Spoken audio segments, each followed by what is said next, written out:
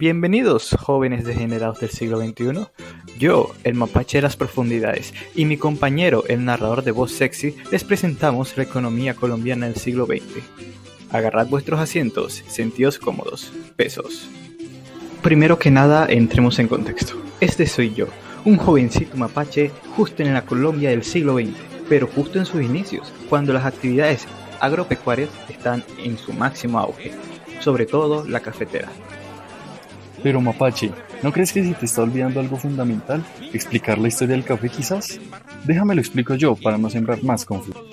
Todo se remonta a 1880, cuando nuestra nación, después del estancamiento de 1850, la crisis del tabaco y el oro, y el gran crecimiento de nuestra población, buscaron una solución a sus problemas, y el café fue esta solución, comenzando así en 3 periodos y en 3 regiones de mucha importancia, y llevando progreso tanto para ellos como para la nación, como lo fue la trilladora de café y el transporte ferroviario. Menos mal que aproveché los ferrocarriles que trajo la bonanza cafetera. Después de todo, los hicieron pues era mucho más rentable que comerciar por río. Pero mira qué hora es, 1929, y tenemos bolsa de valores. ¡Oh, qué gloria! Bueno, al menos somos lo suficientemente afortunados como para tener a Gaitán. Él luchará por nosotros contra los intereses oligarcas y de los extranjeros sin que nada le pase. Che, yo entiendo que le estamos pasando mal, pero esto es nuestra culpa, te lo juro por lo que más quieras. Te lo juro por Dieguito Maradona. Bien. Después de todo ese revolotijo, pasemos de vuelta a los tiempos de paz. Alfonso López Pumarejo, su primer término. Dale, diles, narrador, yo ya estoy cansado. Con calma, mi estimado Mapache. Tiempo es el que nos va a faltar para hablar de Alfonso López y sus riñas con el conservadurismo colombiano. Y como si fuera muy fácil ser presidente, al pobre López le tocó recibir una nación afectada por la crisis de 1929, la guerra colombo-peruana y años de catolicismo incrustado en la educación y la ideología colombiana. Y pum, de vuelta a Bogotá, donde el pensamiento moderno va a prevalecer ante todo, sin importarle las cuestiones nacionales que implica eso. Hay que establecer un contexto. Si hablamos de Colombia, pues hay que reconocer que esto tenía una influencia bastante pesada de los países europeos, una que sería cambiada por la gringa a medida que ocurren las guerras mundiales. Entonces, ¿qué traen estas influencias? Pues un cambio de paradigmas total en una sociedad completamente conservadora. ¿Y qué sucede? El modernismo llega. Y lo que sucede con el modernismo es el interés de modernizarse por completo, industrialización, una sociedad desarrollada, lo cual tendrá conflictos con el sistema conservador que rigen las élites. Pero por supuesto, eso no es todo. Entonces, nos encontramos aquí en la cúpula intelectualoide de la élite colombiana. ¿Qué sucede? Pues prácticamente ese modelo que introdujo el mercado internacional y que se dio a través de este modelo primario exportador y que había prevalecido hasta los años 30 de este siglo, prácticamente actuaba con varios factores. Uno, la imperceptibilidad del Estado. El Estado en sí no iba más allá de donde le favorecía a las élites, nada más trabajaba para aquellos que pues eran parte de esta sociedad civil de propietarios y pues estos mismos aprovecharon para ocuparse todos los espacios políticos y económicos desde muy temprano. No había un sistema político o económico que de verdad favoreciera a los intereses públicos, sino que a los intereses privados. Era raro. Ya podemos ver hacia dónde va esto, ¿verdad? Un modelo liberal de desarrollo que no se opone a la intervención del Estado, pero que le define sus límites. Uno que avala al modernismo como ideología y que aprovecha las masas para construir este país desarrollado. Uno que implementa un sistema de dominación que finalmente las excluye y que pues al final y al cabo es usada entre alianzas políticas de industriales emergentes, de agroexportadores y pues de las figuras de poder. Es entonces que nosotros podemos ver unas claras grietas sociales que no se formaron por obra y gracia de factores externos, sino que debemos ver desde lo que son consecuencias de un modelo fallido que venía desde las cabezas intelectuales de la élite. No pegaba. El modernismo como tal vino con muchas promesas detrás suyo. Después de todo, se creía que tras una rápida industrialización, traería transformaciones sociales y políticas propias de una sociedad moderna por sí solas, que era un proceso gradual e irreversible. No obstante, mismo fue muy costoso y complejo y terminó por desencantarse. Obviamente cualquier plan que venga de lo ideal y que no se conforme con lo material va a terminar así de mal. Pero bueno, en pocos términos, Yo quiero de lo que fuma este tipo. obviamente estas ideas contrastando continuamente con el sistema político imperante llevaron a más conflictos, sobre todo en agro y en urbanización, conflictos de tierras, invasiones, bandas, guerrillas, etc. Muy bien, llegamos a mi destino, uno en el cual ejemplificaremos cómo la concentración de poderes y recursos de diversa índole han sido la matriz del conflicto social colombiano.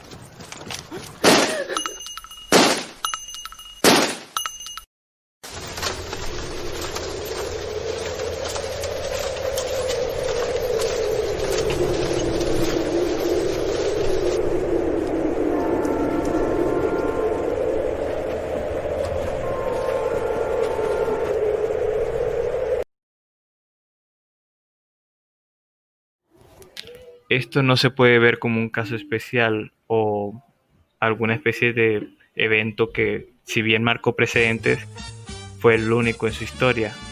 Este evento como tal solo es una consecuencia de este contradictorio paradigma contra nuestra realidad social. Bueno, ya no hay de qué deprimirse. Ya hicimos un resumen de por qué estas ideas son una caca, ahora toca ver qué pasó con ella en términos reales. A ver, prácticamente en los años 30 se da el quiebre del modelo primario exportador. En un contexto de crisis mundial, en los años 70 se hizo evidente el agotamiento del proceso de industrialización por sustitución de importaciones, el que fue quien otorgó la dinámica de modernización económica.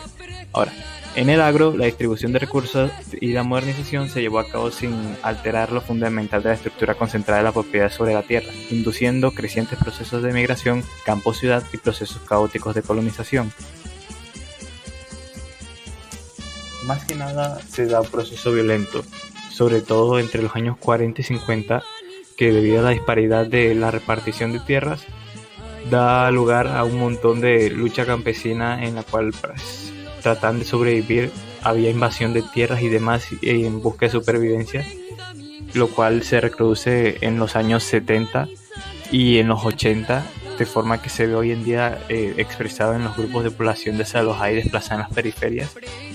Y sobre esto, pues, al ser la agricultura el modelo exportador, pues prácticamente el modelo modernista se vio mal alojado ahí, de forma que siempre se le dio una primacía a la agricultura como tal. Esta primacía de la agricultura no permitió al modelo industrializador asentarse como tal hasta que se acabó la Segunda Guerra Mundial. No obstante, cabe recalcar que el primer periodo de desarrollo de la economía industrial de 1900 a 1945 fue casi que destinada a bienes de consumo no durables y pues tenía una demanda que advertía ya de las transformaciones en cuanto a máquinas que iba a sufrir el país. No obstante, en el segundo periodo hay una dinámica de sustitución de importaciones hasta pues el año 1975, donde esta costaría tanto que tendría un punto de inflexión para el desarrollo industrial del país. O sea, más o menos la situación de la industria era esto. Atención capataz, se aumentará la producción de agua de panela a velocidad 4-7, compruebe el ritmo de producción. Vamos a ponerle la receta mágica, olor a huevo taco. Ey Chaplin que monda mano cógela suave, el agua de panela se hace fría no sea maric. Haga eso bien o le damos su mondaquera cachaco HP. Ta agua de panela no puede quedar tan pecueca como su changua. Con la changua no Cuide se meta esa bronca. vaina. Vamos. No voy a perder mi trabajo por su bobada. Exactamente, póngase pilas o perderá la clave del wifi.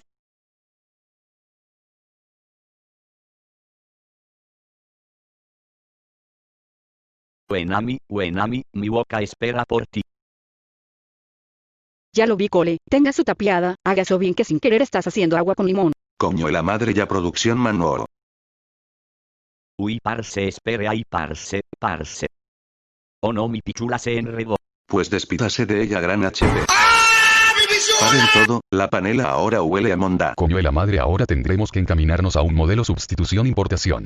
Una vez abordados los temas generales como los paradigmas y la implementación de la modernización en el país, sería buen momento de apreciar con una detallada visión todo lo que se hizo paso a paso en cada tiempo o periodo del país en cuanto a industrialización.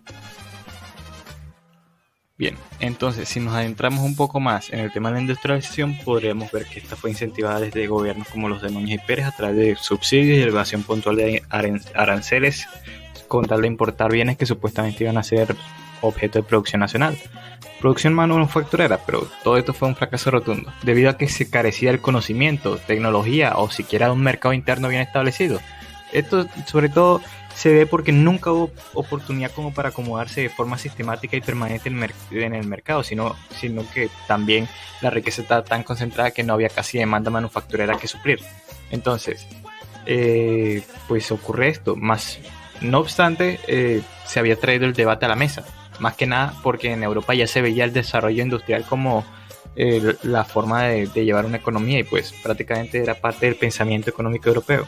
Entonces ya a inicio de siglo que veíamos a un país aislado, arruinado por la hiperinflación y que venía tras una cruenta guerra civil, la guerra de los 1000 días, se daba precedente para un cambio estructural que transformaría el país de haciendas y campesinos a otro un poco más urbano industrial.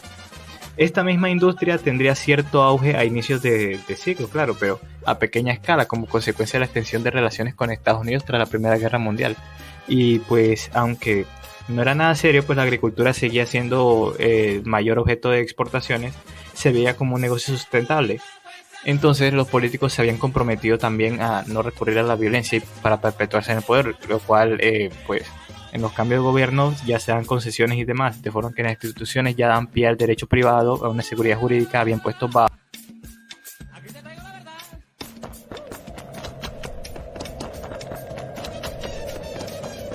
Porque están leyendo, pónganse a trabajar. Ya terminamos, señor. Hay una nueva ley que dice que el patrón le debe de dar educación al obrero.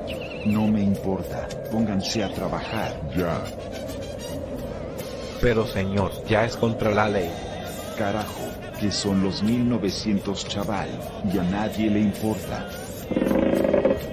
Ahora pónganse a trabajar o desearán no haber nacido.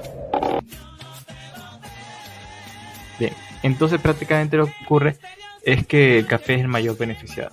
No solo eso, sino que se expandían las ciudades a altas velocidades. Y en 1923 se funda el Banco de la República, de forma que la política monetaria deja de ser contraccionista. Incluso se monetiza una gran entrada de capital que implicó la regularización de relaciones con los Estados Unidos, lo cual nos llevaría a abrir una bolsa de valores en 1929, pero pues, fue el año de la Gran Depresión, así que muy mala idea. Que pues también nos hundió con ellos en su crisis. Entonces, en la segunda mitad del siglo XIX, a partir de 1931 y hasta 1951, se inaugura una segunda fase en el proceso de industrialización colombiana. Verán, la crisis del 29 dio reacción distinta entre los gobiernos. El de Olaya Herrera prácticamente dio una devaluación de control de importaciones y sin proponérselo buscaba una política de desarrollo industrial. Y pues se crearon las bases para impulsar el crecimiento de la industria manufacturera del país, la cual ya había hecho sus primeros pinos al inicio de la década, pero pues da un crecimiento de la demanda interna ligada a la expansión cafetera, la ligadura al mercado internacional con el café y pues prácticamente un mayor volumen de exportación. Igualmente, en Colombia se había comenzado a producir petróleo y el banano se está exportando, pues la producción bananera había empezado al inicio de la década de los 10. Entonces, en tal periodo ocurre ese cambio y la política seguida por el gobierno de Olaya Herrera para mantener las reservas internacionales estimuló en cierto modo el grado de desarrollo industrial.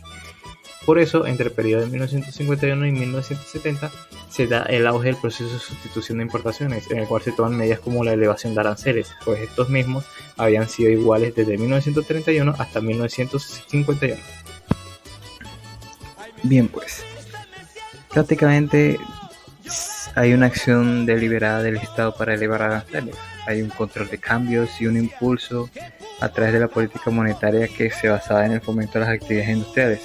Entonces se crea una serie de instituciones al amparo de las teorías que tenían mucha intensidad en el momento, como el modelo de sustitución de importaciones de la CEPAL. Por lo tanto, entre 1970 y 1990 se abre una cuarta etapa en este proceso de sustitución de importaciones. Primero, el Estado decide hacer compatible el proceso de sustitución de importaciones con la promoción de exportaciones. Entonces prácticamente hay una articulación diferente al mercado internacional que no dependía de algunos productos primarios como el café, sino que sigue una política de estímulos a través de subsidios a las exportaciones. Hay un manejo de la tasa de cambio y otra serie de actividades para la promoción de exportaciones que le permiten aumentar y diversificar paulatinamente el número de bienes exportados. No hay una acción deliberada para profundizar el proceso de sustitución de importaciones, pero se mantienen los altos niveles de protección y el control de cambios.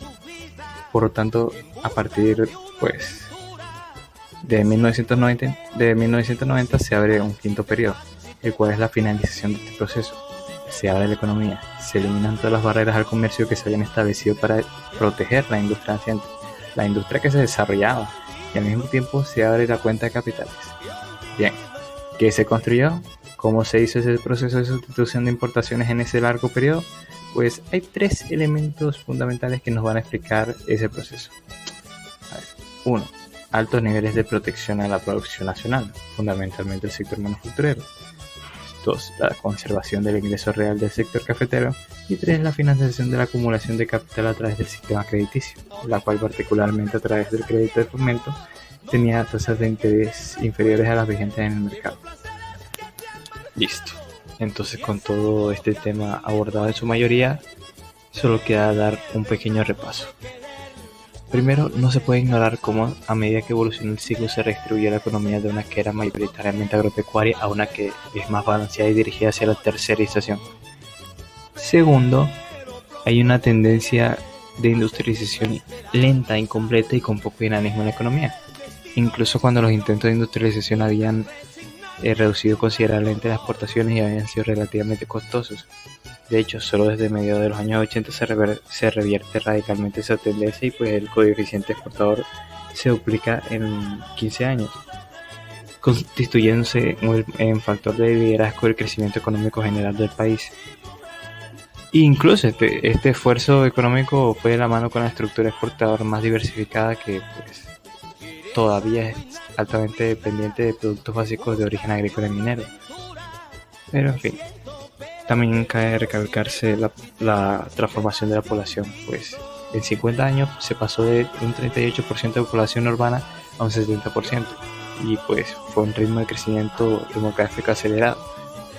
Entonces, la migración de la población rural a ciudades no dejó al gobierno preparado para un cambio tan fuerte, pero redujo los problemas de falta de población. Ahora, en cuanto a las mujeres, estas ingresaron masivamente a la fuerza laboral al tiempo que también se educaron. Y en cuanto al modelo de sustitución de importaciones, este trajo fines y beneficios a su modo.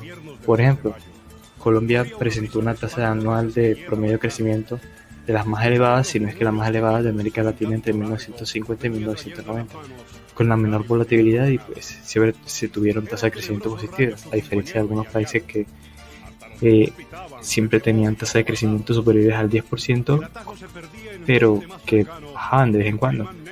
Hablando de esto, Colombia siempre fluctúa entre un 3 y un 6%, un crecimiento medio que pues podría considerarse mediocre, pero que siempre fue constante, nunca se redujo, nunca hubo contracción en la economía.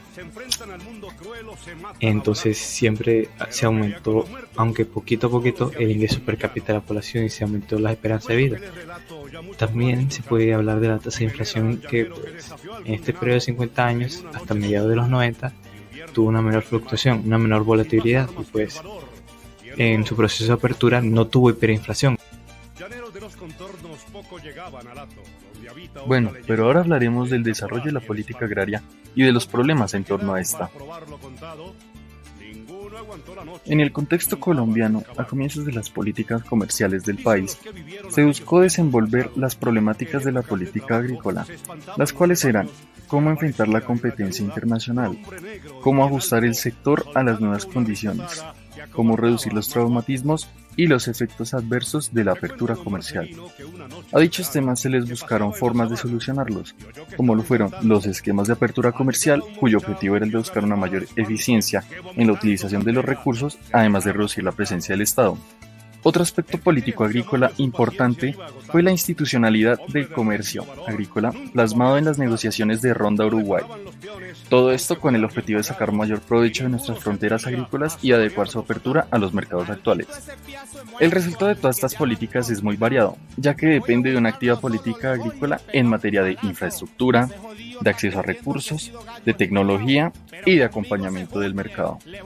En el contexto colombiano, gran parte de estos desarrollos se dieron a finales del siglo XX y comienzos del siglo XXI, además de poseer resultados muy dependientes de las políticas del gobierno, las cuales suelen estar enfocadas en evitar reformas agrarias y mantener el dominio de las tierras en pocas personas, dejando de lado políticas que podrían influir en el campesinado, su prosperidad y la repartición de tierras, las cuales servirían para solventar gran parte de los conflictos con base a estas en Colombia.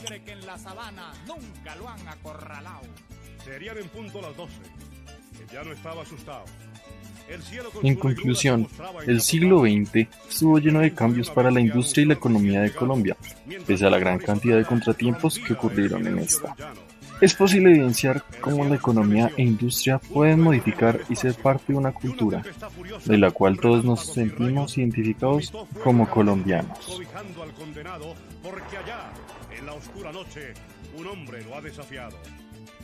¿Qué es lo que quieres de mí?, le preguntó aquel espanto.